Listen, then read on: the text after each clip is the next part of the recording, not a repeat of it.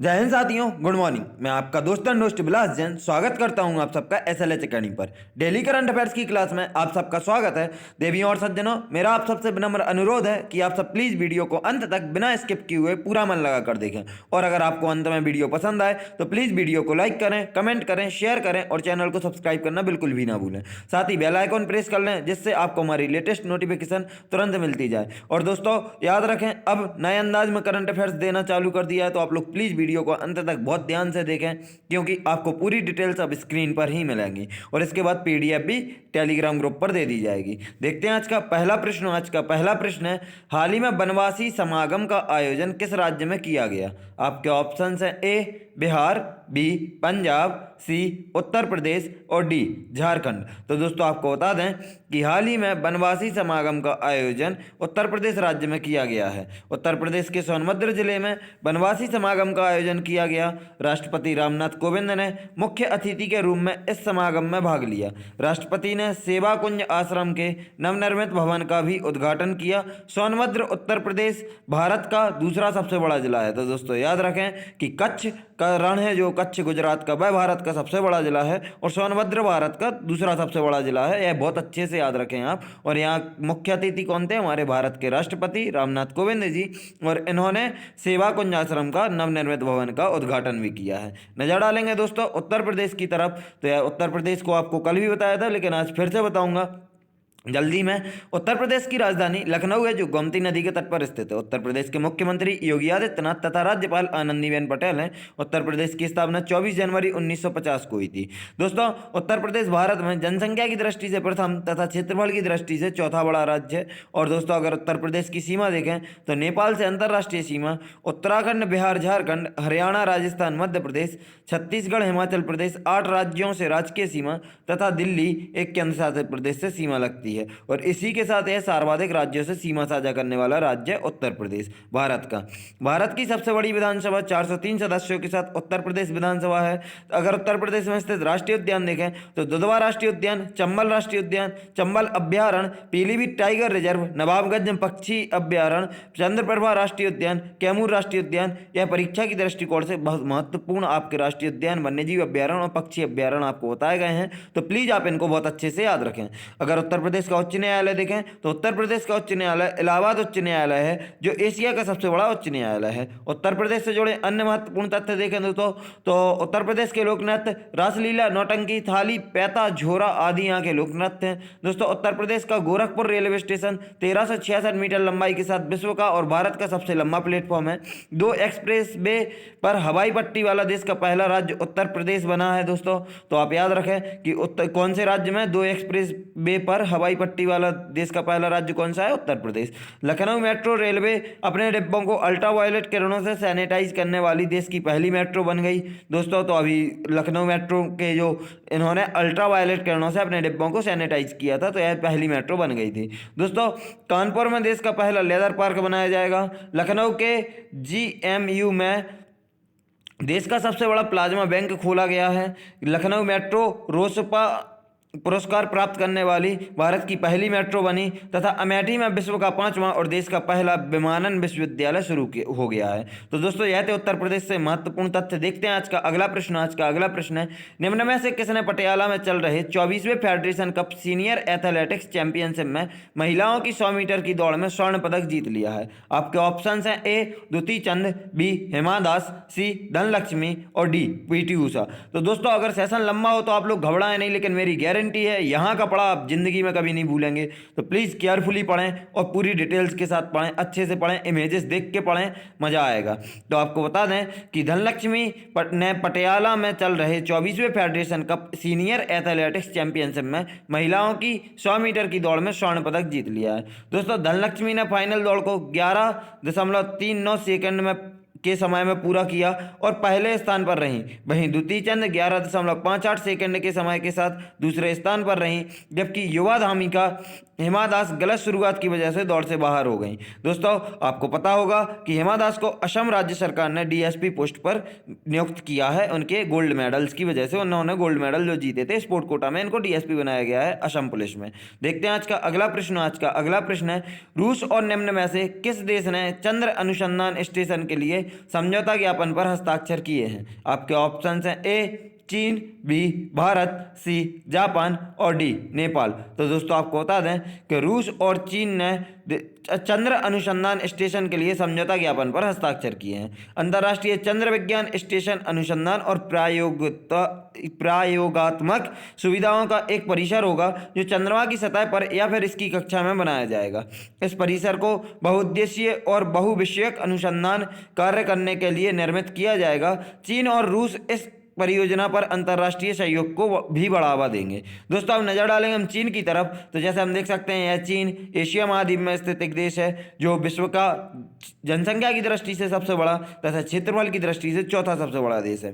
दोस्तों अगर चीन की सीमाएं देखें हम तो जैसे मैप पे देख सकते हैं Mongolia, Kazakhstan, Kyrgyzstan, India, Nepal, Bhutan, Myanmar, Vietnam, Laos, north Korea, Taiwan, Hong Kong और मकाऊ, ऐसे करके यह टोटल 14 देशों से इसकी सीमा लगती है, अंतर्राष्ट्रीय सीमा। आप देखते हैं चीन के बारे में महत्वपूर्ण तथ्य। चीन की राजधानी बीजिंग है। चीन के राष्ट्रपति शी जिनपिंग है। चीन की मुद्रा रेन मिनबी या फिर युआन, दो में से एक कुछ बोलते हैं, चीन की मुद्रा है। जनसंख्या की दृष्टि से विश्व का सबसे बड़ा तथा क्षेत्रफल की दृष्टि से विश्व का चौथा बड़ा देश है चीन। दोस्तों विश्व का सबसे बड़ा निर्यातक तथा दूसरा सबसे बड़ा आयातक देश है चीन। और इसके अलावा चीन कुल 14 देशों से अंतर्राष्ट्रीय सीमा साझा करता है जो कि विश्व में सर्वाधिक है। तकलामाकन का मरुस्थल चीन में स्थित है और विश्व की दूसरी सबसे बड़ी अर्थव्यवस्था चीन है। तो दोस्तों याद रखें विश्व की दूसरी सबसे बड़ी अर्थव्यवस्था चीन है। दोस्तों चीन विश्व में गेहूं, चावल, कपास, चाय, तंबाकू, लोहा, मूंगफली तथा सोने का सबसे बड़ा उत्पादक देश है। और भारत और चीन के बीच एक सैन्य अभ्यास होता है। तो आप याद रखें दोस्तों हैंड टू हैंड सैन्य अभ्यास भारत और चीन के बीच आयोजित किया जाता है। देखते हैं दोस्तों आज का अगला प्रश्न है विश्व वायु गुणवत्ता 2020 की रिपोर्ट के अनुसार विश्व में सबसे प्रदूषित राजधानी निम्न में से कौन बन गई है? आपके ऑप्शन हैं ए दिल्ली, बी बीजिंग, सी काठमांडू और डी मास्को। तो दोस्तों सबसे पहले तो हम देख लें कि भारत की राजधानी दिल्ली, चीन की राजधानी बीजिंग, नेपाल की राजधानी काठमांडू और मास्को कहाँ की राजधानी है दोस्तों? रूस की। तो आपको बता दें कि विश्व वायु गुणवत्ता 2020 की रिपोर्ट के अनुसार विश्व में सबसे प्रदूषित राजधानी हमारे देश की राजधानी दिल्ली बन गई है। दोस्तों दुनिया के 30 सर्वाधिक प्रदूषित शहरों में से 22 भारत में हैं। और हालांकि रिपोर्ट बताती है कि 2019 से 2020 तक दिल्ली की हवा की गुणवत्ता में लगभग 15% का सुधार हुआ है। इसमें कहा गया है कि सुधार के बावजूद दिल्ली दुनिया के 10वें सबसे प्रदूषित शहर और शीर्ष प्रदूषित राजधानी के रूप में स्थान पर है। भारत के वायु प्रदूषण के मुख्य स्रोतों में परिवहन, खाना पकाने के लिए बायोमास जलाना, बिजली उत्पादन, उद्योग निर्माण, अपशिष्ट जलाना और एपिसोडिक कृषि जलाना शामिल है। दोस्तों देखते हैं आज का अगला प्रश्न है दोस्तों जिनकी हम डिटेल्स पढ़ के आगे निकल जाते हैं तो आप उनके प्लीज आंसर बहुत अच्छे से याद रखें, क्योंकि आंसर के अलावा डिटेल्स में कुछ खास इंपॉर्टेंट नहीं होता है जो आपकी परीक्षा में पूछा जाए, लेकिन आपकी जनरल नॉलेज बढ़ाने के लिए वह डिटेल्स दी जाती हैं। तो प्लीज आप उनके आंसर से याद रखें और जिनमें डिटेल्स आपके एग्जाम पॉइंट ऑफ व्यू से बहुत महत्वपूर्ण होगी वह हम आपको बहुत अच्छे से समझाएंगे। देखते हैं आज का अगला प्रश्न है हाल ही में किस राज्य सरकार ने राज्य के ठंडे रेगिस्तानी इलाकों में सीवक रथान के पौधों को लगाने का फैसला किया है? आपके ऑप्शंस हैं ए हिमाचल प्रदेश, बी मध्य प्रदेश, सी गुजरात और डी राजस्थान। तो दोस्तों आप ऑप्शंस को भी देखकर लगा सकते हैं। मध्य प्रदेश और राजस्थान में तो कोई ठंडा रेगिस्तान होना संभव नहीं है, साथ ही गुजरात में भी नहीं है। गुजरात में है श्वेत रेगिस्तान है लेकिन वो ठंडा नहीं है। तो बचता है एक ऑप्शन हिमाचल प्रदेश, मतलब हमारे इस प्रश्न का आंसर है हिमाचल प्रदेश। तो दोस्तों आपको बता दें कि हिमाचल प्रदेश राज्य सरकार ने राज्य के ठंडे रेगिस्तानी इलाकों में सीवकथॉर्न के पौधों को लगाने का फैसला किया है। दोस्तों सीवकथॉर्न एक झाड़ी होती है जो नारंगी पीले रंग के खाने योग्य बेरों का उत्पादन करती है। तो दोस्तों आप देख सकते हैं यह है सीवकथॉर्न जो कि एक झाड़ी है और इसे लगाने का फैसला लिया है हिमाचल प्रदेश सरकार ने। भारत में यह पौधा हिमालय क्षेत्र में ट्री लाइन से ऊपर पाया जाता है। सीवकथॉर्न का पौधा मिट्टी को बांधे रखने में मदद करता है जो मिट्टी के क्षरण को रोकता है, और मिट्टी के क्षरण को रोकने के लिए यही ठंडे रेगिस्तानी इलाकों में लगाने का फैसला लिया है हिमाचल प्रदेश सरकार ने। नजर डालेंगे दोस्तों हिमाचल प्रदेश की तरफ, तो जैसे हम देख सकते हैं हिमाचल प्रदेश को यह भी उत्तर भारत में स्थित एक राज्य है। हिमाचल प्रदेश की 2 राजधानी है शिमला और धर्मशाला। हिमाचल प्रदेश के मुख्यमंत्री जयराम ठाकुर तथा राज्यपाल बंडारू दत्तात्रेय हैं। दोस्तों हिमाचल प्रदेश की स्थापना 25 जनवरी 1971 को हुई थी। हिमाचल प्रदेश की अगर हम सीमा देखें तो जम्मू कश्मीर, पंजाब, हरियाणा, उत्तराखंड, उत्तर प्रदेश, लद्दाख तथा तिब्बत से इसकी अंतर्राष्ट्रीय सीमा है। तो दोस्तों अंतर्राष्ट्रीय सीमा तिब्बत से तथा जम्मू कश्मीर, पंजाब, हरियाणा, उत्तराखंड, उत्तर प्रदेश, लद्दाख तथा तिब्बत से इसकी सीमा लगती है। दोस्तों अगर हिमाचल प्रदेश में स्थित राष्ट्रीय उद्यान देखें तो पिनघाटी राष्ट्रीय उद्यान, ग्रेट हिमालय राष्ट्रीय उद्यान, रेणुक वन्यजीव अभ्यारण्य, चैल वन्यजीव अभ्यारण्य, कालाटोप खजियार वन्यजीव अभ्यारण्य यहाँ के प्रमुख वन्यजीव अभ्यारण्य और राष्ट्रीय उद्यान है। दोस्तों आपको हिमाचल प्रदेश से जुड़े अन्य तथ्य बताएं तो एशिया का सबसे ऊंचा बांध भाखड़ा बांध सतलज नदी पर हिमाचल प्रदेश में ही स्थित है और हिमाचल प्रदेश में एक और बांध स्थित है, वह है महाराणा प्रताप सागर बांध, जिसे या तो पौंग जलाशय या पौंग डैम झील बोला जाता है। यह ब्यास नदी पर स्थित है और यह 1975 में बनाया गया था। तो दोस्तों याद रखें, महाराणा प्रताप सागर बांध या पौंग जलाशय या पौंग डैम झील ब्यास नदी पर हिमाचल प्रदेश में स्थित है और इसे 1975 में बनाया गया था। देखते हैं हिमाचल प्रदेश से जुड़े अन्य तथ्य। तो अन्य महत्वपूर्ण तथ्य, हिमाचल प्रदेश देश का पहला डिजिटल विधानमंडल है। तो याद रखें दोस्तों, देश का जो पहला होगा हिमाचल में आपको बताएंगे। हिमाचल प्रदेश देश का पहला डिजिटल विधानमंडल है। हिमाचल प्रदेश अखिल भारतीय स्तर पर एकल आपातकालीन संख्या 112 लॉन्च करने वाला पहला राज्य देश में। नई शिक्षा नीति लागू करने वाला पहला राज्य भी हिमाचल प्रदेश ही है। विश्व का सबसे ऊंचा मतदान केंद्र ताशीगंग हिमाचल प्रदेश में स्थित है। दोस्तों हिमाचल प्रदेश के शिमला जिले के प्रसिद्ध पर्यटन स्थल कुफरी एक पर्यटन स्थल है शिमला में। कुफरी आप याद रखें दोस्तों, कुफरी में देश का पहला स्की पार्क बनाया गया। तो आप यह याद रखें कि देश का पहला स्की पार्क कहाँ बनाया गया, शिमला जिले के कुफरी में स्की पार्क बनाया गया पहला, और शिमला कहाँ है, हिमाचल प्रदेश में। दोस्तों हिमाचल प्रदेश भारत का पहला राज्य बन गया जहां हर घर में एलपीजी गैस कनेक्शन है। तो यह भी हिमाचल प्रदेश के लिए है। और हिमाचल प्रदेश के अगर प्रमुख पर्यटक स्थल देखें दोस्तों तो धर्मशाला, मनाली, शिमला, कुल्लू आदि यहाँ के प्रमुख पर्यटन स्थल है। दोस्तों धर्मशाला के बारे में एक तथ्य और जुड़ा होता है तो आप उसे भी समझ लें।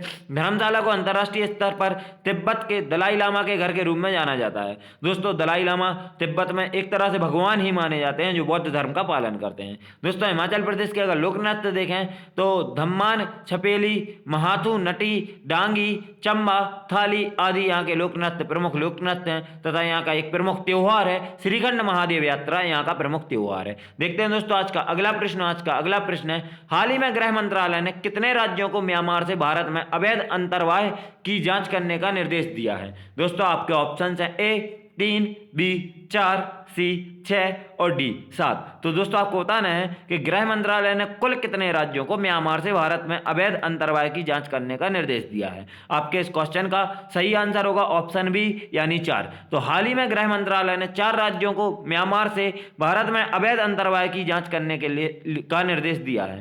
दोस्तों यहाँ पर हाल ही में गृह मंत्रालय ने नागालैंड, मणिपुर, मिजोरम और अरुणाचल प्रदेश को म्यांमार से भारत में अवैध अंतर्वाह की जांच करने का निर्देश दिया। तो यह 4 राज्य कौन है आप याद रख सकते हैं, नागालैंड, मणिपुर, मिजोरम और अरुणाचल प्रदेश। इस संबंध में सीमा सुरक्षा बल यानी असम राइफल्स को भी निर्देश दिए गए हैं। तो असम से सीमा सुरक्षा बल जाएंगे, असम राइफल्स।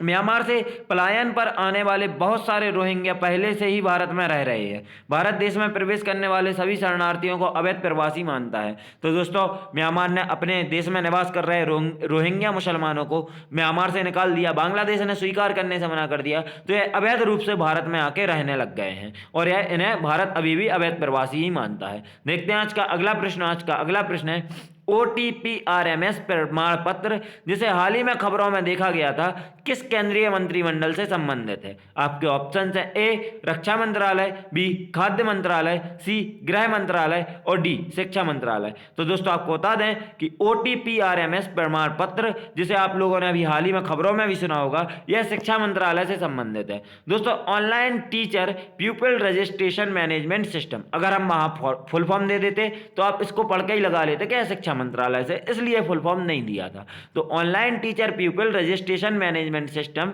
शिक्षकों के रूप में भर्ती होने के लिए राष्ट्रीय अध्यापक शिक्षा परिषद national council of teacher education के तहत किसी भी पाठ्यक्रम में अध्ययनरत या उत्तीर्ण होने वाले उम्मीदवारों को खुद को पंजीकृत करने में सक्षम बनाता है। दोस्तों शिक्षा मंत्रालय ने प्रमाण पत्रों तक मुफ्त पहुंच प्रदान करने के लिए OTPRMS प्रमाण पत्रों को डिजी लॉकर सेवा से जोड़ने का निर्णय किया है। तो दोस्तों यह ऑनलाइन डिजिटल तरीके से भी मिल सकता है यह प्रमाण पत्र OTPRMS, और यह को इसको कहाँ से लागू किया जा रहा है जारी, तो राष्ट्रीय अध्यापक शिक्षा परिषद, national council of teacher education. देखते हैं दोस्तों आज का अगला प्रश्न है, हाल ही में किस संस्थान ने एक नियम की घोषणा की जिसने बैंकों के अतिरिक्त टीयर 1 AT1 बॉन्ड्स को 100 वर्ष की परिपक्वता के साथ स्वीकार करने की मांग की। दोस्तों आपके ऑप्शन है A SEBI, B RBI, SEBI security exchange board of India, RBI reserve bank of India. तो ऑप्शन में कंफ्यूज ना हो, सी वित्त मंत्रालय और डी इंटरनेशनल मॉनेटरी फंड मतलब IMF। तो दोस्तों आपको बता दें कि हाल ही में सेबी ने एक नियम की घोषणा की जिसने बैंकों के अतिरिक्त टीयर 1 AT1 बॉन्ड्स को 100 वर्ष की परिपक्वता के साथ स्वीकार करने की मांग की है। दोस्तों वित्त मंत्रालय ने सेबी को इस नियम को वापस लेने के लिए कहा है क्योंकि यह नियम कहीं ना कहीं निवेशकों के लिए बहुत रिस्क बढ़ाने वाला है। इससे बॉन्ड में निवेश के लिए जोखिम बढ़ जाएगा। इन प्रतिभूतियों में बिकवाली से बैंकों के लिए पूंजी जुटाना कठिन हो जाएगा। दोस्तों सेबी के बारे में आपको बता दूं तो सेबी मतलब full form security exchange board of India, इसकी स्थापना 12 अप्रैल 1988 को हो गई थी, लेकिन इसको वैधानिक मान्यता सेबी अधिनियम 1992 के तहत 30 जनवरी 1992 को मिली। दोस्तों सेबी का मुख्यालय मुंबई में स्थित है तथा वर्तमान में सेबी के अध्यक्ष अजय त्यागी हैं। देखते हैं आज का अगला प्रश्न है, हाल ही में किसे इंटरनेशनल वुमेन ऑफ करेज 2021 से सम्मानित किया गया है। आपके ऑप्शंस हैं ए सुष्मिता पवार, बी कौशल्या शंकर, सी कल्याणी देवी और डी सीमा कपूर। तो दोस्तों आपको बता दें कि हाल ही में कौशल्या शंकर को इंटरनेशनल वुमेन ऑफ करेज 2021 से सम्मानित किया गया है। दोस्तों याद रखें बहुत अच्छे से, इंटरनेशनल वुमेन ऑफ करेज 2021 से सम्मानित किसे किया गया है, कौशल्या शंकर को। दोस्तों कौशल्या शंकर तमिलनाडु मूल की जाती हैं, तो यह कहाँ की हैं, भारतीय मूल की तमिलनाडु की हैं और यह एक विरोधी कार्यकर्ता और मानव अधिकारों की रक्षक है। तो यह विरोधी कार्यकर्ता मतलब किसी के खिलाफ भी अन्याय हो तो यह उसके खिलाफ आवाज उठाती हैं। कौशल्या शंकर को इंटरनेशनल वुमेन ऑफ करेज पुरस्कार के लिए नामांकन के साथ अमेरिकी कॉन्सुलेट ने सम्मानित किया।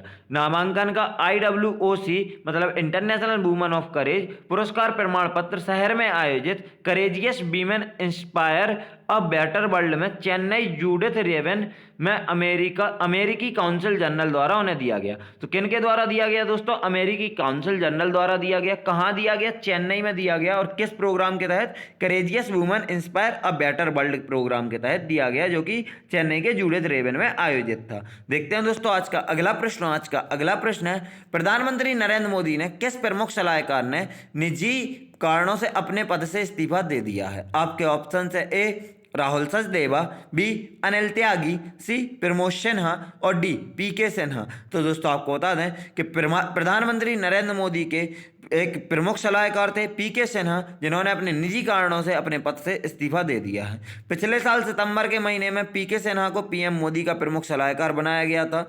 इससे पहले PK सिन्हा 4 साल तक कैबिनेट सचिव के पद पर रहे थे। वे उत्तर प्रदेश कैडर के 1977 बैच के रिटायर्ड IAS अधिकारी हैं। तो दोस्तों इनका बैच भी याद रखें कि यह उत्तर प्रदेश कैडर के 1977 बैच से हैं और यह 4 साल तक कैबिनेट सचिव रह चुके हैं। यह बड़ी बात है, तो आप याद रखें क्योंकि इन्होंने PK सिन्हा ने प्रधानमंत्री के प्रमुख सलाहकार का एक पद छोड़ा है। दोस्तों अब हम देखेंगे आज 18 मार्च से जुड़े अन्य करंट अफेयर्स, अन्य महत्वपूर्ण करंट अफेयर्स, क्योंकि सबको अगर प्रश्नों के फॉर्म में लाते तो 40 मिनट से ऊपर का बन जाता, तो इनको वन लाइनर फैक्ट में डाल दिया है। आप देख सकते हैं दोस्तों, जैसे कि पहला है, भारत की पहली साइंस फिक्शन फिल्म मैनी ने Miami international science fiction film festival में 4 अवार्ड जीते हैं। दोस्तों बोर्ड से अलग चीज़ है, आप गलत, सॉरी मिस टाइपिंग है, आप याद रखें कि भारत की एक पहली साइंस फिक्शन फिल्म पूछी जाए आपसे तो भारत की पहली साइंस फिक्शन फिल्म है मैनी, उसने Miami international science fiction film festival में 4 अवार्ड जीते हैं। दूसरा है दोस्तों, आदर्श गौरव की फिल्म द वाइट टाइगर। तो दोस्तों याद रखें, यहाँ पर भी थोड़ी सी मिस्टेक है, आदर्श गौरव की फिल्म द वाइट टाइगर को ऑस्कर अवार्ड के लिए नामित किया गया है। तीसरा है दोस्तों, चंडीगढ़ का PGI संस्थान कशिंग सिंड्रोम को पकड़ने में 100% सफलता हासिल करने वाला विश्व का पहला संस्थान बन गया है। दोस्तों पकाने नहीं पकड़ने होगा, सॉरी इसमें थोड़ी सी टाइपिंग मिस्टेक्स है, आप लोग एडजस्ट करें। तो चंडीगढ़ का पीजीआई संस्थान कशिंग सिंड्रोम को पकड़ने में 100% सफलता हासिल करने वाला विश्व का पहला संस्थान बन गया है। दोस्तों राज्यसभा ने मेडिकल टर्मिनेशन ऑफ प्रेगनेंसी विधेयक 2020 में संशोधन किया है। तो इसमें क्या संशोधन किया है कि पहले 20 सप्ताह से अधिक समय वाले लोग अपना मतलब महिलाएं गर्भपात नहीं करवा सकती थी, वह कानूनी जुर्म था, लेकिन अब इसकी अवधि 24 सप्ताह बना कर दी है, क्योंकि कई नाबालिगों के साथ दुष्कर्म हो जाता है और वह गर्भवती हो जाती हैं, फिर उनका गर्भपात नहीं हो पाता, जिससे उनकी जिंदगी के साथ मजाक हो जाता। इस वजह से तो यह 24 सप्ताह कर दिया गया है। दोस्तों अमेरिकी वैक्सीन निर्माता मॉडर्ना कंपनी की कोरोना वैक्सीन को बच्चों पर टेस्टिंग करने की अनुमति दी गई है। तो दोस्तों अगर आपसे पूछा जाए कि हाल ही में किस वैक्सीन को बच्चों पर टेस्टिंग करने के लिए अनुमति दी गई है, तो आप याद रखें अमेरिकी वैक्सीन निर्माता मॉडर्ना कंपनी की वैक्सीन को अनुमति दी गई है। दोस्तों फिर आता है हरियाणा विधानसभा ने हाल ही में 4 अन्य विधेयकों के साथ हरियाणा योग आयोग विधेयक 2021 पारित किया है। तो दोस्तों याद रखें कि अगर पूछ लिया जाए योग आयोग विधेयक 2021 पारित कहाँ किया गया है, कि किस राज्य में किया गया है, तो हरियाणा राज्य में किया गया है। आज का आखिरी वन लाइनर है, इयान मॉर्गन शॉर्ट T20 खेलने वाले इंग्लैंड के पहले खिलाड़ी बन गए हैं तथा दुनिया के चौथे खिलाड़ी। तो दोस्तों याद रखें अगर आपसे पूछे कि इंग्लैंड का ऐसा पहला खिलाड़ी जिसने शॉर्ट T20 इंटरनेशनल खेले हों, दोस्तों याद रखें T20 इंटरनेशनल, तो आप याद रखें इयान मॉर्गन है जो इंग्लैंड के शॉर्ट T20 इंटरनेशनल खेलने वाले दुनिया के चौथे तथा इंग्लैंड के पहले खिलाड़ी बन गए हैं। दोस्तों हमारी वीडियो यहीं समाप्त होती है। वीडियो को अंत तक देखने के लिए आप सबका धन्यवाद। बीच में तो मैंने आपसे लाइक शेयर कमेंट का नहीं कहा, लेकिन अब जरूर कहूंगा कि अगर आपको अभी तक इन्फॉर्मेटिव लगी हो तो प्लीज़ वीडियो को लाइक करें, कमेंट करें, शेयर करें और चैनल को सब्सक्राइब करें प्लीज़ दोस्तों। और अगर आपको हमारी टीम से सोशल मीडिया पर जुड़ना है या टेलीग्राम फेसबुक इंस्टाग्राम पर जुड़ना है तो आप डिस्क्रिप्शन बॉक्स से लिंक द्वारा हमसे जुड़ सकते हैं। अगर आपको इस क्लास की PDF चाहिए तो आप हमारे टेलीग्राम ग्रुप SLH अकेडमी को ज्वाइन करके इस क्लास की PDF ले सकते हैं। दोस्तों वीडियो को अंत तक देखने के लिए एक बार फिर से आपका धन्यवाद। जय हिंद, जय भारत, आपका दिन मंगलमय हो।